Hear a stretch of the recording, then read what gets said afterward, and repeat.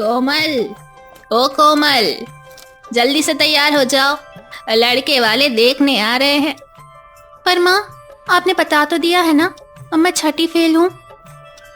अरे तो इन सब बातों को मत सोच, मैंने जैसा कहा है बस वैसा करना। तभी अचानक उसके घर के सामने एक कार रुकी आकर, जिसमें से गौरव अपने माता पिता के साथ उतरा और फिर वो लोग कोमल के घर के अंदर आए। गौरव को देखकर राधा बहुत खुश हुई और उसने उन सभी को बिठाया और फिर कोमल को बुलाया। कोमल को देखकर गौरव काफी खुश हुआ। इसके बाद गौरव की माँ सुधा ने कहा, वैसे दिखने में तो कोमल काफी सुंदर है और आपने जिस हिसाब से बताया उस हिसाब से इंटर पास भी है। हमें आपकी बेटी पसंद है। ये सुनकर राधा बहुत खुश हुई, पर कोमल थोड़ी दुखी हुई क्योंकि उसकी माँ ने झूठ बोला, जबकि वो तो छठी फेल थी। कुछ दिनों बाद गौरव और कोमल की शादी हो गई। वो लोग आराम से अपना जीवन गुजारने लगे।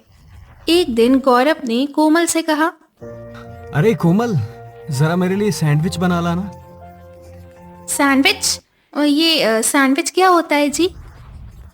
अरे तुम्हें पता नहीं है सैंडविच? इंटर पास हो फिर भी?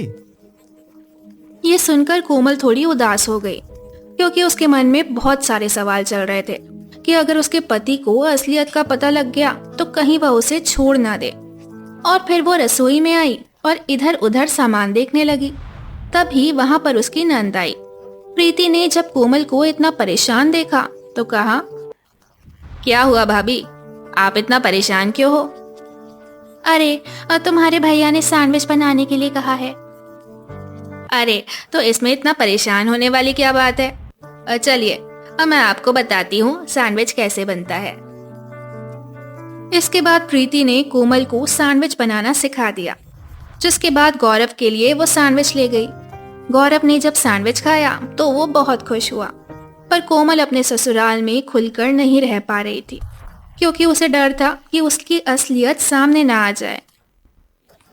एक दिन प्रीति अपने कमरे में बैठी पढ़ाई कर रही थी, तभी वहां पर कोमल उसे खाना देने आई।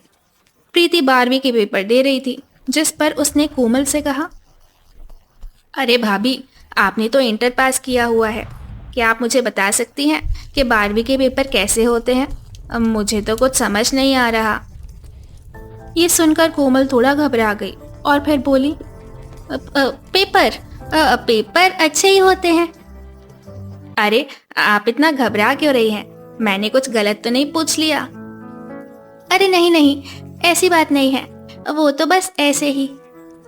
पर प्रीति को कोमल पर शक हुआ क्योंकि कोमल जिस तरह परेशान और घबराई हुई रहती थी, उसे समझ आ गया कि उसकी भाभी उससे कुछ छुपा रही है। एक दिन जब गौरव घर पर नहीं था तो प्रीति ने अपनी माँ सुधा से कहा, माँ मुझे ऐसा क्यों लगता है, भाभी कुछ छुपा रही है। तुझे ऐसे क्यों लग रहा है? मैं जब भी उनसे पढ़ाई के बारे में कुछ भी पूछती हूँ तो वो घबरा जाती है। अरे वो नहीं है, इस वजह से, और कुछ नहीं, तू ज्यादा अपना दिमाग मत लगा। पर प्रीति को पता था कि कोमल जरूर कुछ ना कुछ छुपा रही है और इसलिए वो सीधा कोमल के पास आई और बोली, भाभी मुझे आपसे कुछ बात करनी है। हाँ बताइए, क्या बात करनी है? क्या आप सच में इंटर पास हैं? ये सुनकर कोमल चुप रह गई। उसकी चुप्पी को देखकर प्रीति समझ गई कुछ ना कुछ गड़बड़ जरूर है और उसने कहा, आप कुछ बता क्यों नहीं रही? आप इंटर पास हैं या नहीं? अच्छा ये बताइए, आपने कौन से सब्जेक्ट लिए थे इंटर में? ये बात ऐसी है। हाँ बताइए, क्या बात है? प्रीति की बात सुनकर कोमल जोर जोर से रोने लगी क्योंकि उसे पता था अब वो ज्यादा देर तक झूठ छुपा नहीं सकती और बोली, आप ये बात किसी को मत बताना, मैं इंटर पास नहीं बल्कि छठी फेल हूँ। ये सुनकर प्रीति बुरी तरह हैरान हुई और उसने कहा, इसका मतलब आप इंटर पास नहीं हैं? नहीं, वो तो मेरी माँ ने झूठ बोला था जिससे मेरी शादी हो जाए। तभी वहां पर सुधा भी आ गई और सुधा ने ये सब सुन लिया। इस पर उसने कहा, अगर ऐसी बात थी तो तुम्हारी माँ ने हमें पहले क्यों नहीं बताया? हमें तो तुम पसंद थी, हम शादी कर लेते। मुझे बहुत सारे लोग देखने आते थे, पर छठी फेल होने की वजह से सब मना कर देते थे, इसीलिए। ये सुनकर सुधा और प्रीति को समझ आया कि कोमल इसलिए परेशान रहा करती थी। इस पर प्रीति ने कहा, अरे भाभी, तो इसमें परेशान होने वाली क्या बात है, आप अब पढ़ाई कर लेना। क्यों माँ, सही कहा ना? हाँ हाँ, अगर तेरी इच्छा हो तो तू पढ़ाई कर लेना, मैं गौरव से बात कर लूंगी।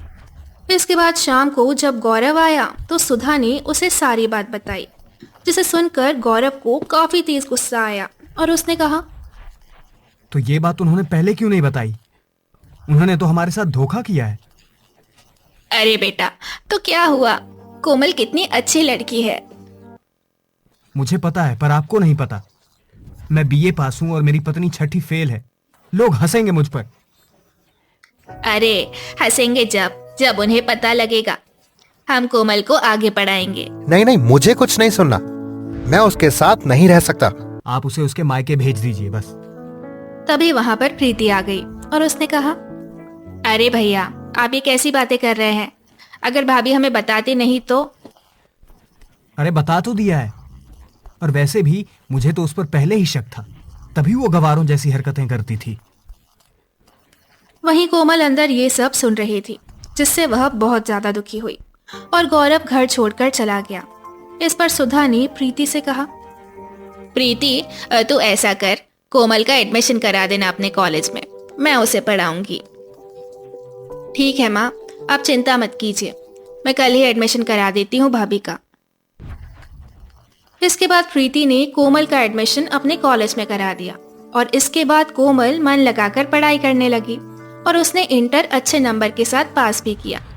इसके बाद उसने बीएड किया, क्योंकि उसके अंदर अब कुछ बनने की इच्छा जाग चुकी थी और उसने बीएड के आखिरी में सरकारी टीचर का फॉर्म भरा, जिसमें वो पास हो गई और वो सरकारी टीचर बन गई। जब ये बात उसके ससुराल वालों को पता लगी तो वो बहुत खुश हुए और कोमल ने अपनी सास से कहा, ये सब आपकी वजह से हो पाया है माँ जी। अगर आपने और प्रीति ने मेरा साथ नहीं दिया होता तो मैं कभी भी सरकारी टीचर नहीं बन पाती। अरे बहू, तू ऐसा क्यों कह रही है? मुझे तो पता था कि तू भले ही छठी फेल है, पर तुझ में गुण बहुत है। हाँ भाभी, माँ बिल्कुल ठीक कह रही है। अब आप एक सरकारी टीचर हैं और मुझे गर्व है आप पर कि आप मेरी भाभी हैं। वहीं दूसरी तरफ जब ये बात गौरव को पता लगी तो वो बहुत ज्यादा हैरान हुआ, क्योंकि उसे घर छोड़े पूरे 4 साल हो गए। पर जब उसकी पत्नी सरकारी टीचर बन गई तो उसे अपनी गलती का एहसास हुआ और वो घर वापस आया और उसने कोमल से कहा, कोमल, मुझे माफ कर दो, जो मैं तुम्हें छोड़कर चला गया था। मुझे अपनी गलती का एहसास हो गया है।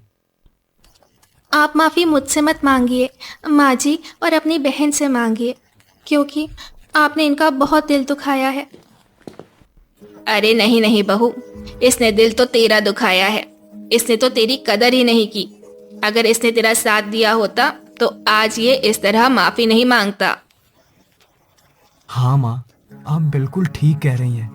मैंने सोचा कोमल छठी फेल है तो ये क्या कर पाएगी, पर आप लोगों ने तो इसे सरकारी टीचर बना दिया।